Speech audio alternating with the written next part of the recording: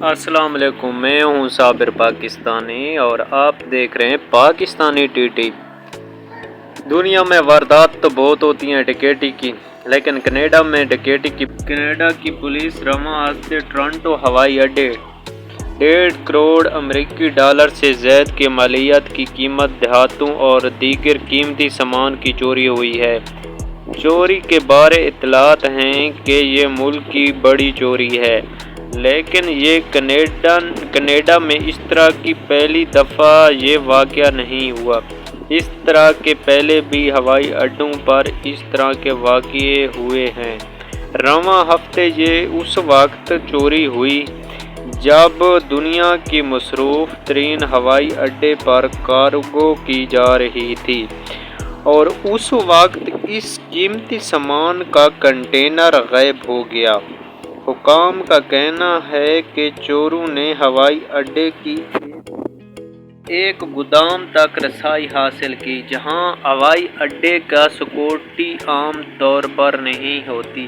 Police کا کہنا ہے کہ یہ چوری، جس کی ابھی تفتیش جاری ہے، اس پیمانے کی ڈکیتی نایاب ہے، لیکن کینیڈا کی تاریخ پر ایک نظر ڈالنے سے پتہ چلتا ہے کہ یہ اس قسم کا کوئی پہلا واقعہ نہیں ہے۔ سونے کی اینٹیں اور قیمتی دھاتوں مونٹریال جانے والا ہوائی جہاز میں لوڈ کیے جانے سے پہلے سٹیل سے بنے کنٹینر میں محفوظ تھیں۔ وہاں اس کو برطانیہ میں پہنچانا تھا۔ اس وقت ٹورنٹو اسٹار شائع ہونے والے مضامین کے مطابق ڈاکوؤں کو کبھی نہیں دیکھا گیا۔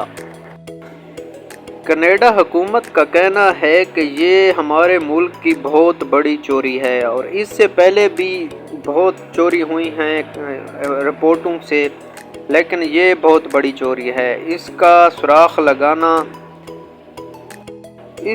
سراغ لگانا ہماری ذمہ داری بنتی ہے، لیکن اس سے پہلے جتنی بھی چوری ہوئی ہیں کبھی کسی کا سراغ نہیں لگا سکے۔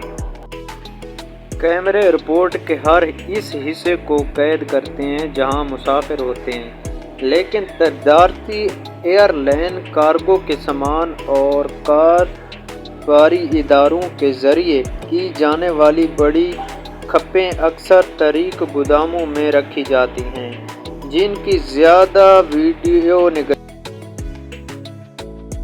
حکام کا کہنا ہے کہ ہم نے سراغ لگانے کا بہت زور لگایا ہے، لیکن یہ اس طرح کی ڈکیتی ہوئی ہے کہ ہم کو پتہ نہیں چل رہا کہ یہ کس طرح ہوئی ہے۔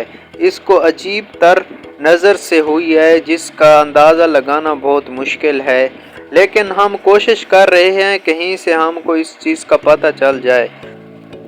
تقریباً 50 سال قبل کینیڈا کی تاریخ کی سب سے بڑی ہونے والی ڈکیتی ہوئی تھی اور یہ کام کین لیشن مین نے کیا تھا جب 1966 انہوں نے مین ونسیپیگ ہوائی اڈے سے $385,000 کینیڈین کی مالیت کے دلیرانہ چوری کی تھی۔ اس کی قیمت $33 لاکھ سے کینیڈین